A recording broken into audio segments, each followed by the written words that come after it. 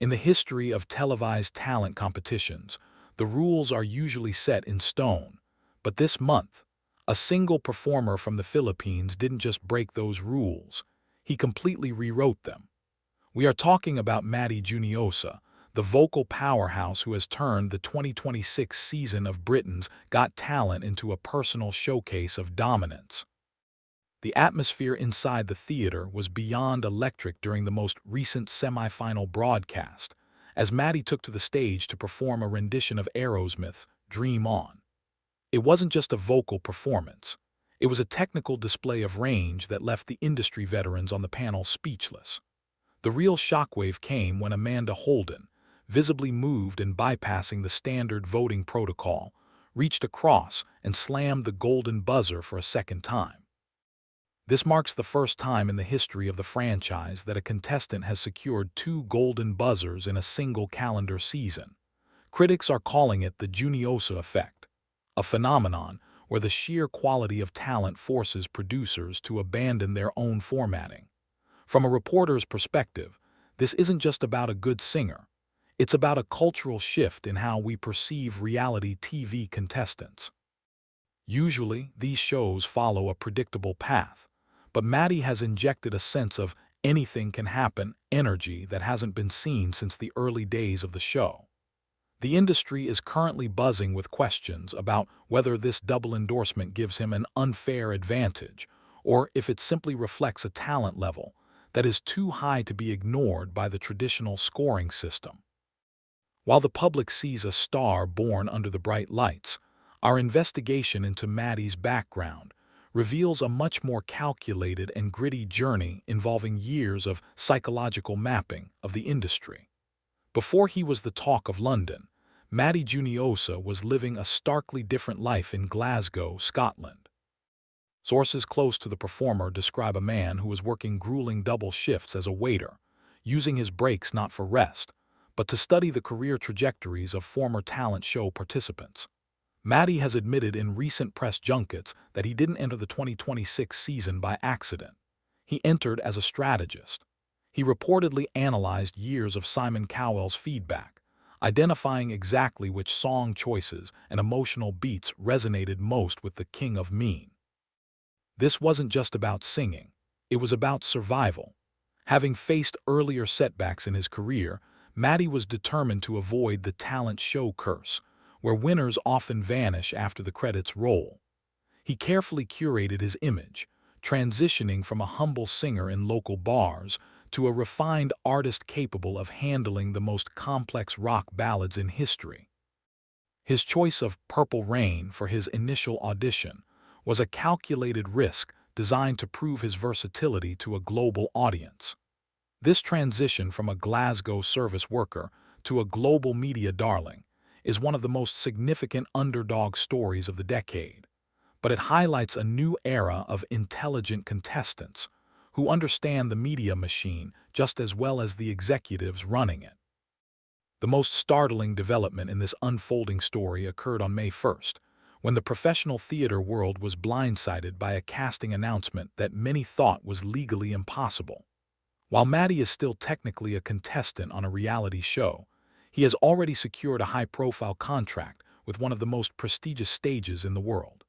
He is officially joining the cast of Jesus Christ Superstar at the London Palladium, taking on the demanding role of Anna's. This move has sent ripples through the entertainment legal community, as it is incredibly rare for a contestant to sign a West End deal before the finale of their competition has even aired.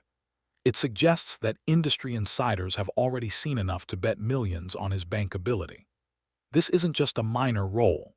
The London Palladium is the peak of British theatre, and performing there requires a level of vocal stamina that few reality stars possess.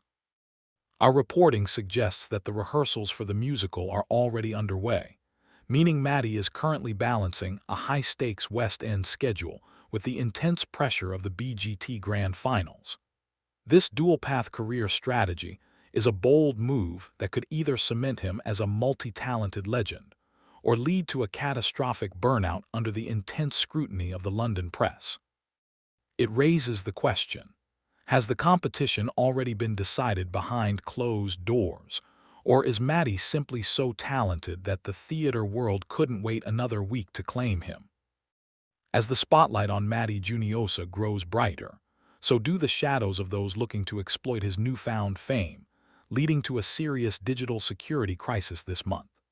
Reporters have confirmed that a sophisticated network of imposter accounts has surfaced across social media, with one specific Matty J page amassing a following of over 26,000 unsuspecting fans.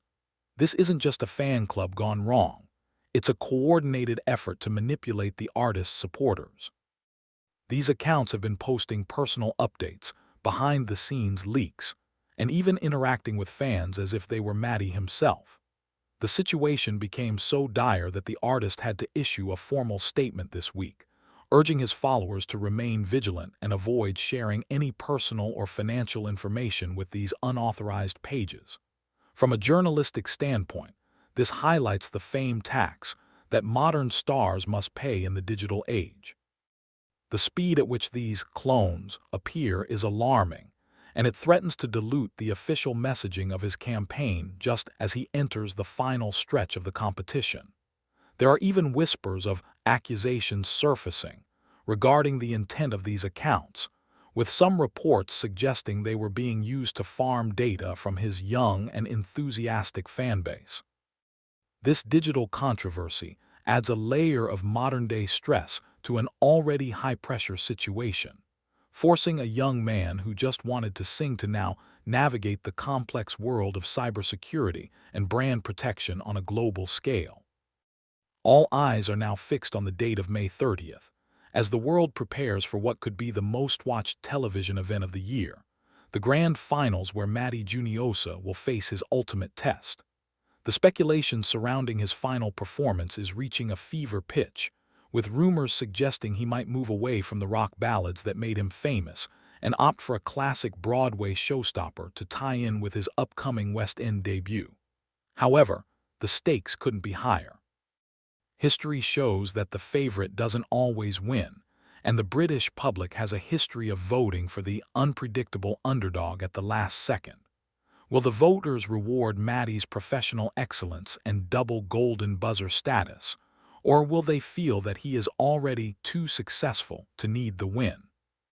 Our analysis suggests that Matty is currently the odds-on favorite, but the sheer volume of his commitments, from the London Palladium to the intense media circuit, could potentially affect his vocal health at the most critical moment. This is more than just a trophy.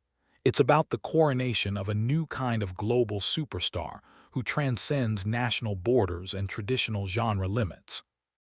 As we approach the final weekend of May, the question remains, is the world ready for the reign of Matty Juniosa, or is there one last twist in this investigative saga that will shock us all? One thing is certain: win or lose, the landscape of digital media and talent discovery has been permanently altered by the man they call the Golden Boy.